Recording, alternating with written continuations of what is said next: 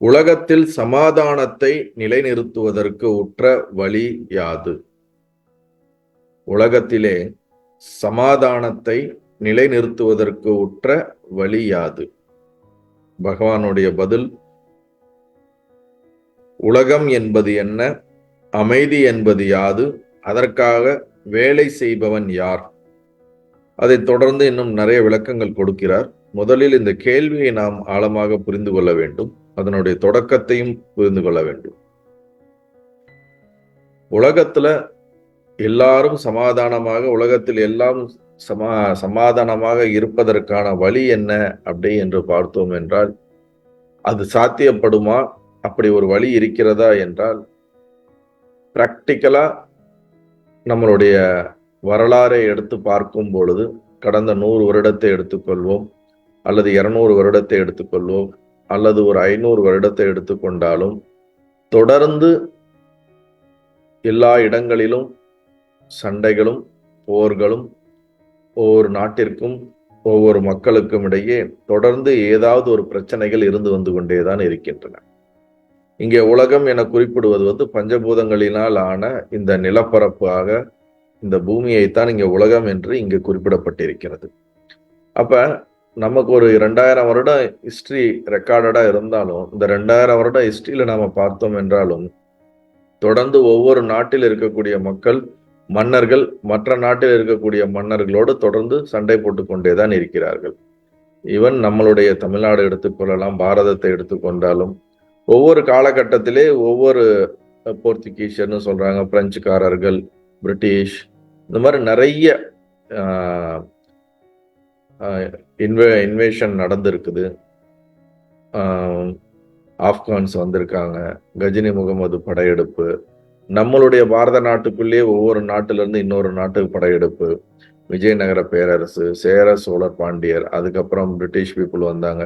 இந்த மாதிரி தொடர்ந்து ஒரு படையெடுப்புகள் நடந்து கொண்டே இருந்திருக்கின்றன. இப்ப எல்லாரும் சமாதானத்தை கடைபிடிக்க வேண்டும், சமாதானமாக அடைய முடியுமா என்று பார்த்தால் practically it is not possible என்பதுதான் இதுவரைக்கும் ரெக்கார்டிக்கலா நம்ம புரிந்து கொள்வது. சரி, இது கலியுகம், இங்க அப்படிதான் இருக்கும் என்று எடுத்து யோசித்தோம் என்றால், நீங்கள் இதற்கு முன்னாடி கிருஷ்ணர் வாழ்ந்த யுகத்துக்கு போனாலும் அங்கேயும் பஞ்சபாண்டவர்களுக்கு துரியோதனோட பெரிய சண்டை இருந்திருக்குது. அதற்கு முன்னாடி யுகத்துக்கு நீங்க போனீங்கன்னாலும் ராமபிரானுக்கும் ராவணனுக்கும் சண்டை இருந்திருக்கிறது. அதற்கு முன்பே போனாலும் தொடர்ந்து இந்த உலகத்தோட ஹிஸ்டரி நீங்க புராணிக் வழியா பார்த்தாலும் சரி, நம்மளுடைய ரெக்கார்டட் ஹிஸ்டரியை பார்த்தாலும் சரி, பல இடங்களில் யுத்தங்களும் தொடர்ந்து மக்களுக்கிடையே கிளர்ச்சிகளும் போர்களும் புரட்சிகளும் நடந்து கொண்டே இருக்கின்றன. இதுதான் இயல்பான கசப்பான உண்மை. அப்படி என்றால் சமாதானம் என்பதற்கு வாய்ப்பே இல்லையா என்றால், நாம் உண்மையை ஏற்றுக்கொள்ள வேண்டும்.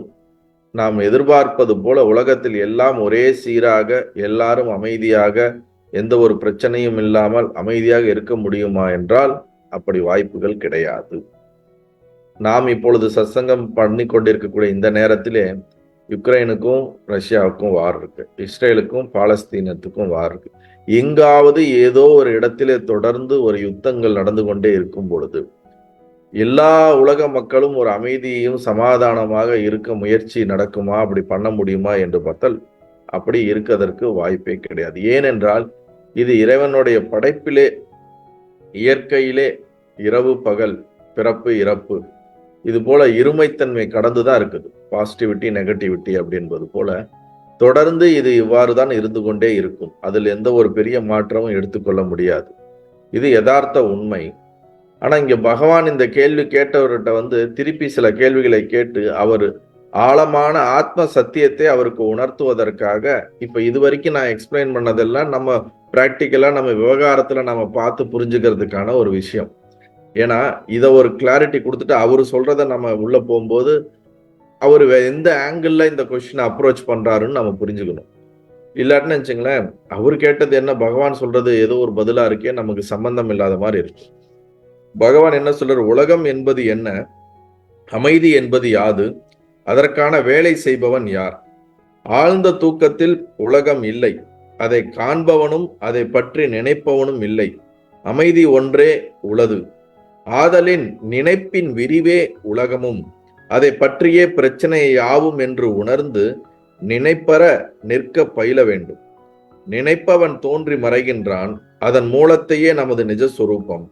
தோற்றம் மறைவும் இல்லாதது, ஒரே அமைதிமயமானது என்றும் எவருக்கும் இயல்பாம் அவ் ஏகாத்ம ஸ்வரூபத்தில் நிலை பெறுதலே அமைதியின் நிலை நாடலாம்.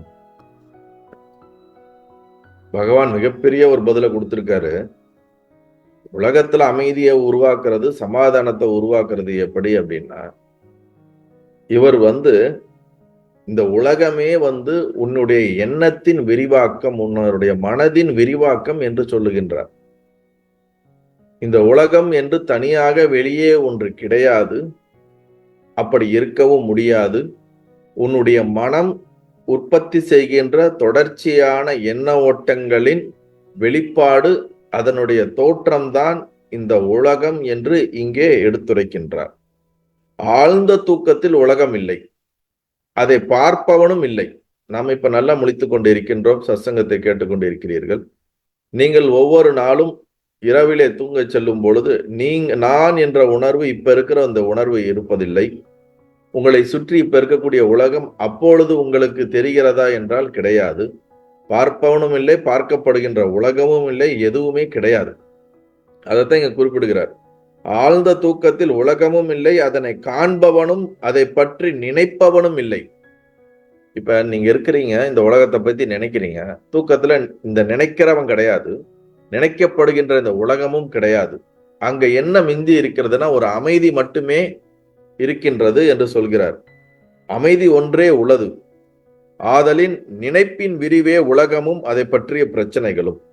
காலையில் கண் விழிக்கும் பொழுது, கண் விழிக்கணும் என்னது, இந்த நான் என்ற உணர்வு, whatever we are caring, I, அது எங்கு ஒடுங்கியதோ ஒடுங்கியதிலிருந்து வெளியே வரும் பொழுது முதலில் ஒரு எண்ணம், அதற்கடுத்து ஒரு எண்ணம், அதற்கடுத்து ஒரு எண்ணம், இவ்வாறான பல எண்ணங்கள் எப்படி ஒரு பட்டாம்பூச்சிகளையோ இல்ல நிறைய தேனீக்களையோ ஒரு பையில போட்டு அடைச்சி வச்சுட்டீங்கன்னு நினைச்சுங்களேன், அது உள்ளுக்குள்ள இருக்கும்.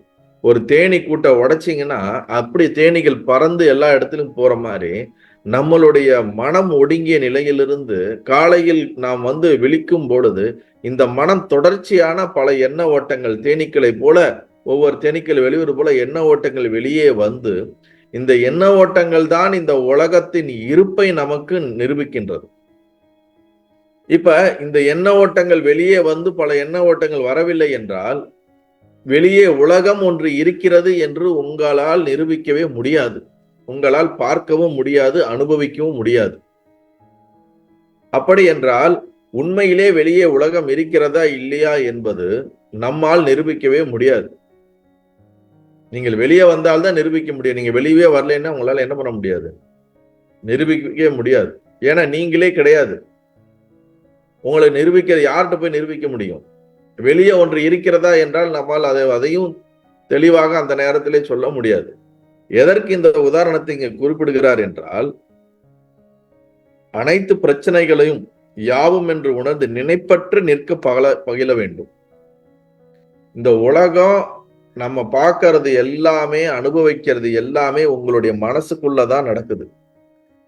உங்க மனதுல தொடர்ந்து மல்டிபிளான ஒரு செகண்ட், ஒரு நிமிஷத்துல ஆயிரக்கணக்கான லட்சக்கணக்கான எண்ணங்களுடைய தாட்ஸ், அந்த தாட்ஸ் வெளியே வந்து அது பலவிதமான திங்கிங்கா மாறுது. அந்த திங்கிங் நமக்கு ஒரு அப்பியரன்ஸ் கொடுக்குதுங்க. எப்ப இந்த தாட்ஸ் நமக்குள்ள குறைய ஆரம்பிக்கிறதோ, இந்த உலகம் ரொம்ப ஸ்திரமாக இருக்கின்றது அப்படின்னு நம்ம நம்பிக்கிட்டு இருக்கோம் பாத்தீங்களா, நாம அப்படி நினைச்சு வாழ்ந்துட்டு இருக்கோம்ல, இந்த உலகம் அப்படியே ஒரு ஒரு டைல்யூட்டடான ஒரு ஃபார்ம்ல நமக்கு தாட் குறைய குறைய குறைய குறையவே இந்த உலகம் நிஜமானதாக இருப்பதற்கு எந்த ஒரு அஸ்திவாரமும் இல்லாமல் அப்படியே என்ன ஆகும், இல்லாமல் போவதை நம்மால் உணர முடியும். அதற்கு தான் என்ன சொல்றாருன்னா, எண்ணங்கள் இல்லாமல் இருக்க பழக வேண்டும் அப்படிங்கிறார். நினைப்பற நிற்க பயில வேண்டும். நினைப்பவன் தோன்றி மறைகிறான். நமக்கு எண்ணங்கள் இல்லாம இருக்க நம்ம பழகிக்கணும். இந்த எண்ணத்தை வந்துகிட்டு இருக்குல்ல, இப்ப நானும் உங்களுக்கு எல்லாருக்கும் எண்ணம் இருக்கு, எனக்கும் எண்ணம் இருக்குல்ல, இந்த எண்ணம் காலையில் இரவு மறைந்து விடுகிறது, மீண்டும் அடுத்த நாள் காலையில் மறைந்து விடுகிறது. இப்படி எவன் ஒருவன் காலைன்னு சொல்லக்கூடாது, எவன் ஒருவன் வெளியே வந்து மீண்டும் மறைந்து விடுகிறான், மீண்டும் தோன்றுகிறான், மீண்டும் மறைந்து விடுகிறான், அதைத்தான் காலை என்று நாம் அழைக்கின்றோம். உண்மையில் பார்த்தால் நான் திடீரென்று வெளியே வருகின்றேன், அனைத்தையும் பார்க்கின்றேன், ஏதோ ஒரு செயல்களை செய்கின்றேன், திடீர் நான் மறைந்து விடுகின்றேன், திடீர் என்று வெளியே வருகிறேன், செயல்களை செய்கிறேன், திரும்ப மறைந்து விடுகிறேன். நம்மை பொறுத்த வரைக்கும் ஒரு குறிப்பிட்ட காலம் கழித்து மீண்டும் வெளியே வராமல் ரொம்ப காலத்துக்கு மறைந்தது போல மறைந்து விடுகின்றோம். அப்ப இந்த தோன்றி மறையக்கூடிய இந்த உணர்வு இருக்குல்ல நமக்கு, இந்த உணர்வானது நாட் அப்சல்யூட் ட்ரூத். இது எங்க தோன்றி எங்க மறையுது, இது தோன்றுவதற்கு எது காரணம், மறைவதற்கு எது காரணம், எதிலே இது தோன்றுகிறது, எதிலே இது மறைகிறது. ஏதோ ஒரு பிளாட்ஃபார்ம்ல தான் நம்ம வண்டி ஓட்ட முடியும், ஏதோ ஒரு பிளாட்ஃபார்ம்ல தான் நம்ம நாடகம் நடத்த முடியும்.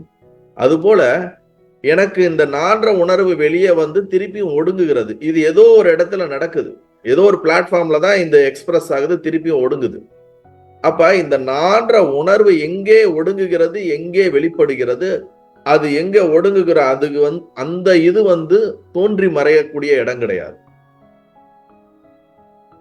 உதாரணத்துக்கு உங்களுக்கு புரிய வைக்கணும்னா, ஒரு கடல் இருக்குது, கடல்ல நிறைய கிளாசியர், அது நிறைய பனி பாறைகள் இருக்கும், பனிப்பாறைகள் பனி கட்டிகள் நிறைய அங்கங்க வந்து இருக்கும் கடல்ல. திடீரென்று ஒரு குறிப்பிட்ட காலத்திலே அந்த பனிப்பாறைகள் உருவாகி கொஞ்ச காலம் கழித்து தானாகவே அந்த பனிப்பாறைகள் காலநிலை மாற்றத்தினால் அதிலே கரைந்து விடுகின்றன. திருப்பியும் சில காலம் உற்பத்தி ஆகி சில காலத்துல என்ன ஆகி விடுகிறது, கரைந்து விடுகிறது. அது எங்கே உற்பத்தி ஆகிறது, எங்கே கரைக்கிறது, உற்பத்தி ஆகும் போதும் அது பனிக்கட்டி தனியான ஒரு உருவம் இருக்கிறது. அதை நம்ம என்ன சொல்றோம், பனிப்பாறைகள்னு சொல்றோம். ஆனா அதுவும் ஒரு தண்ணி தான். எப்போ அது உருகி கடலோட கலைந்ததுக்கு அப்புறம் அதை பனிப்பாறைன்னு நம்ம சொல்ல மாட்டோம். அதுக்கப்புறம் அது கடலாக, அது நீராக நாம சொல்லுவது போல, ஆனா உண்மையில நீர் தான் இருந்திருக்கு. ஒரு குறிப்பிட்ட காலம் இந்த பனிப்பாறை வெளிப்பட்டு திருப்பி குறிப்பிட்ட காலத்துல இது டிசப்பியர் ஆயிடுது. அதே போலதான் நமக்கு இந்த நான்ற ஒரு உணர்வு இருக்கு பாத்தீங்களா. காலையில திடீர்னு வெளியே வருது, கொஞ்ச நேரம் எல்லா இதுவும் செய்யற மாதிரி தெரியுது, கொஞ்ச நேரம் கழிச்சு திருப்பியும் உள்ள போயிடுது, திருப்பியும் வெளியே வருது, உள்ள போயிடுது. எப்படி இந்த பனிப்பாறை தோன்றி மறைவது போல இந்த நான்ற உணர்வு எங்கே தோன்றுகிறது, எங்கே மறைகிறது. அந்த இடம் வந்து பர்மனன்ட், கடல் பர்மனன்ட், பனிப்பாறை தான் டெம்பரவரி. ஆனா ரெண்டும் ஒரே மெட்டீரியல். இப்ப நம்ம என்ன நினைக்கிறோம்னா, இந்த தோன்றி மறையுதுல நமக்குள்ள வெளிப்படுற இந்த ஐடென்டிட்டி, ஐ ஆம் அப்படிங்கிற ஐடென்டிட்டி, இத பர்மனன்ட் நம்ம நினைச்சுக்கிட்டு இருக்கோம். அல்லது அந்த ஐடென்டிட்டி தான் உண்மைன்னு நினைச்சுக்கிட்டு அதுல எது வேணும், எது ஆசைப்படுகிறது, நிறைவேற வேண்டியது உலகத்துல, அது அதனால அறியப்படுகின்ற அனைத்தையும் தக்க வைத்துக் கொண்டு அதிலே சுகத்தை அனுபவிக்கிறதுக்கோசரம் முயற்சி பண்ணிக்கிட்டே இருக்கிறோம். ஆனா என்ன முயற்சி பண்ணாலும் ஒரு நேரம் அது டிசப்பியர் ஆயிடும். அது டெம்பரவரி தான். இது புரியறதே இல்லை நமக்கு. அதனாலதான் இங்க சொல்றாரு, நம்ம அதன் மூலத்தே உள்ள நமது நிஜஸ்வரூபம் தோற்றமும் மறைவும் இல்லாதது. காலையில் தோன்றுபவன், காலையில் அல்ல, தோன்றுபவன் மறைந்து விடுகிறான். தோற்றமும் மறைவும் இல்லாத மூலத்தே இருப்பவன் எப்பொழுதும் இருந்து கொண்டே இருக்கின்றான். அவனைத்தான் நாம் ஆத்மா என்று சொல்லுகின்றோம், பிரம்மம் என்று சொல்லுகின்றோம். அவனே தான் காலையில் தோற்றமாக வந்து திருப்பி மறைகிறான். கடல் நீர் தான் பனிக்கட்டியாக மாறி திருப்பி கடல் நீரா மாறுது. ஆனா இந்த பனிப்பாறை என்ன நினைச்சுக்குது, கடல் நீர் வேற, நான் வேற. கடல் நீர்னு ஒண்ணு இருக்குன்னே அதுக்கு தெரிய மாட்டேங்குது. பனிப்பாறை என்ன நினைச்சுக்குதுன்னா, நான் ஒரு இண்டிவிஜுவல் ஐடென்டிட்டி. இந்த மாதிரி நிறைய பனிப்பாறைகள் இருக்கு, அதுக்கும் கடலுக்கும் சம்பந்தம் இல்லை, கடலை நான் வெறுக்கிறேன், கடல்னு ஒண்ணு இருக்கிறதே தெரியாம அது எப்படி இருக்குமோ அது போலதான் நாம என்ன நினைச்சுக்கிறோம், காலையில நம்ம வெளிவந்தோம்னா இந்த உலகத்துல இதெல்லாம் அனுபவிக்கணும், இந்த வாழ்க்கை ஃபுல்லா இந்த ஒரு உடம்பு இருக்கிற வரைக்கும் எவ்வளவு தூரம் அனுபவிக்கணுமோ அனுபவிச்சுட்டு திருப்பியும் போறோம். தூக்கம்னா என்ன, அது எங்க போறோம் எங்க வரங்கிறத பத்தின நம்ம ஆராய்ச்சி பண்றதே கிடையாது. இறப்புனா என்ன ஆராய்ச்சி பண்றதே கிடையாது. பிறப்புனா என்ன ஆராய்ச்சி பண்றதே கிடையாது.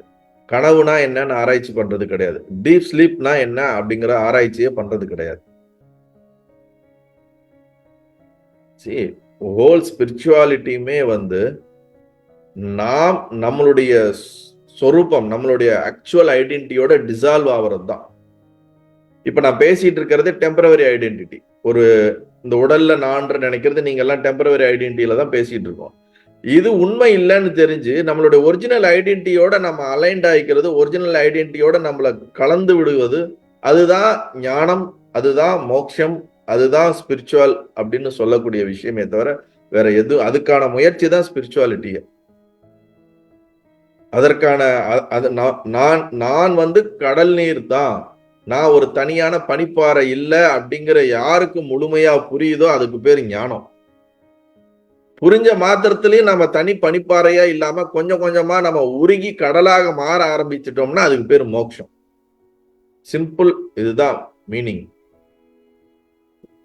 ஆனா இப்ப என்ன நமக்குன்னா, நான் கடலோட ஒரு கடல் தான் நானு இப்ப பாறையா இருக்கிறேன்னு நமக்கு புரியறது இல்ல. என்னை கரைத்து நீராக மாற்ற வேண்டும் என்பதும் தெரியறது இல்ல. ஒரு கட்டியான பாறையா நம்ம ஒரு சாலிடான ஒரு ராக் ஐடென்டிட்டி போல நம்ம வாழ்ந்து கொண்டே இருக்கிறோம். அப்படி இருக்கிறதுனால தான் பறந்து விரிஞ்சிருக்கக்கூடிய கடல் போல நம்ம உணராமல் சிறிய ஐடென்டிட்டியா நம்மள ஒரு பனிப்பாறையா உணர்றதுனால தான் நமக்கு டிஸ்சாட்டிஸ்பேக்ஷன் நம்ம லைஃப்ல நடக்குது.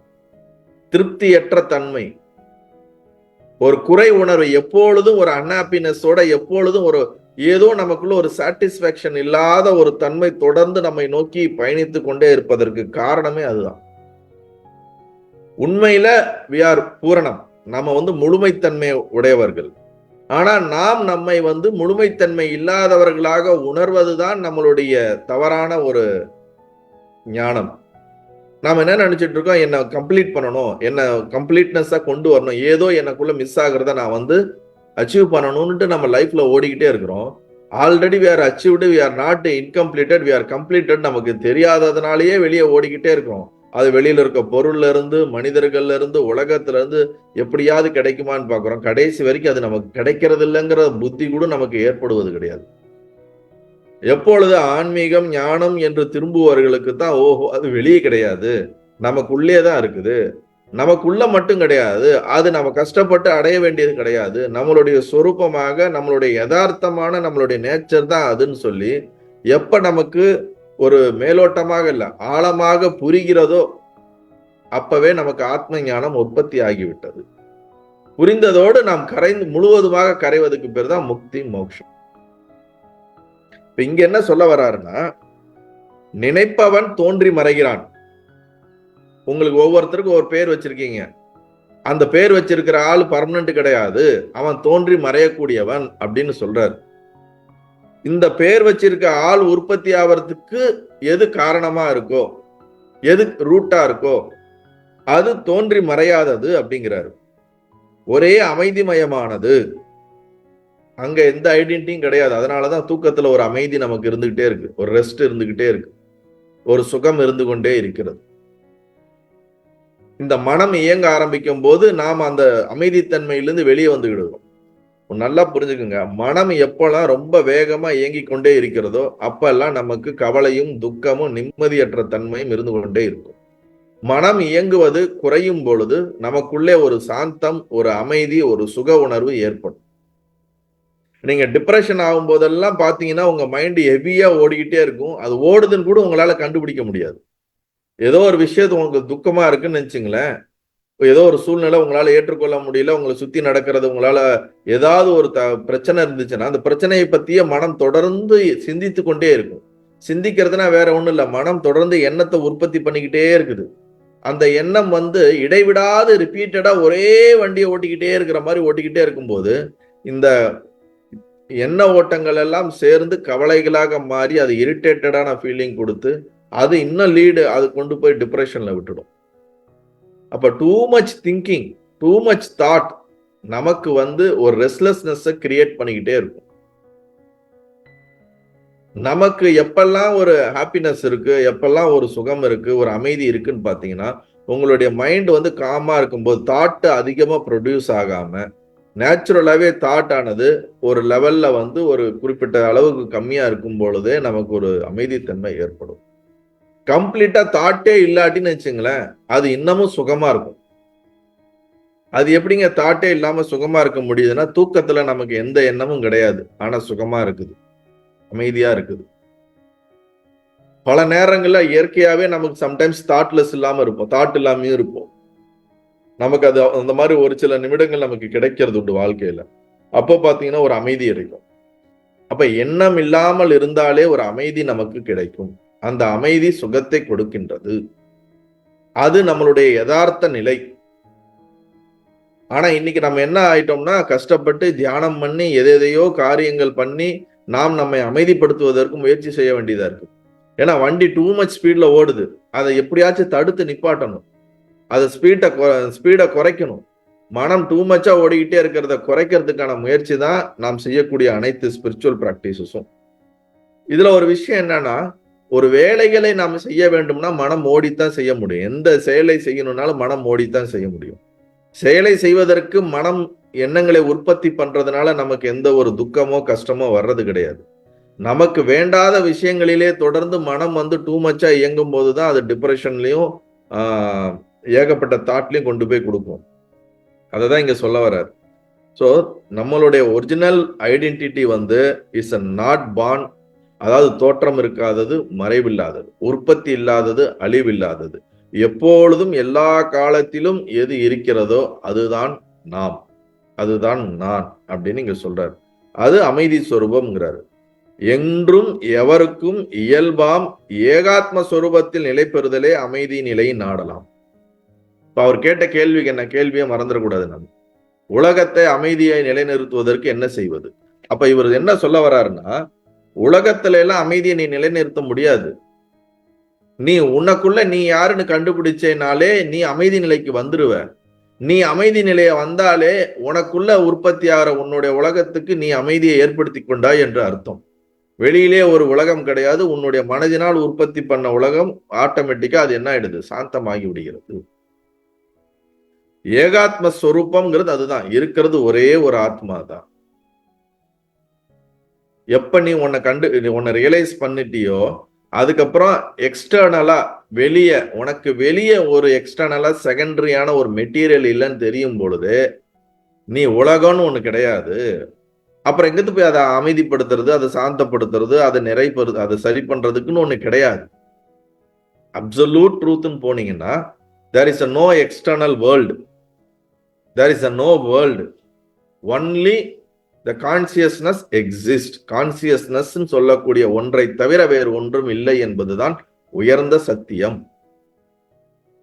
அப்படி அந்த சத்தியத்திலிருந்து பார்க்கும் பொழுது, நீ அந்த சத்தியமாக நீ உன்னை உணரும் பொழுது உலகமே இல்லாததுனால் அதை அமைதிப்படுத்த வேண்டிய சூழ்நிலையே உனக்கு ஏற்படாது. வெளியிலே ஒன்று கிடையாதுங்கிறது தான் இங்க அவர் சொல்றார்.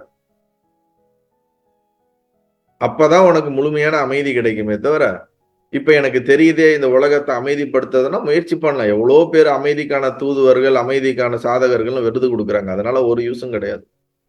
இந்த எக்ஸ்டர்னல் வேர்ல்டு நத்திங் பட் அவர் மைண்டோடைய ப்ரொஜெக்ஷன் தான், வேற எதுவுமே கிடையாது. அது புரிஞ்சுக்கிட்டா நல்லது, புரியலன்னா முயற்சி பண்ணிக்கிட்டே இருக்க வேண்டியதுதான் நல்லது.